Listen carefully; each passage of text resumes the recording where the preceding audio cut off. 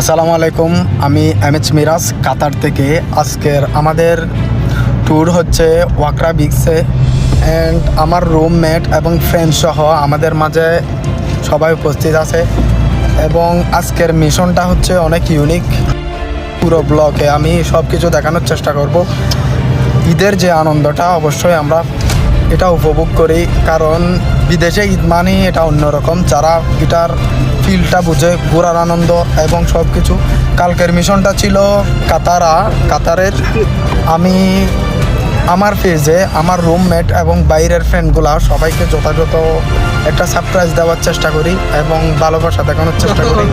এই যে আমার পেজটা অলওয়েজ তাদেরকে নিয়ে আমি সবার যথেষ্ট আমার ভালোবাসার মানুষ যারা আছেন অবশ্যই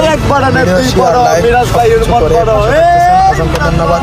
আজকের মিশনে আছে দেখতেছেন হৃদয়, ও গাড়ি চালাইতেছে, আপনাদেরকে দেখানোর জন্য চেষ্টা করতেছি।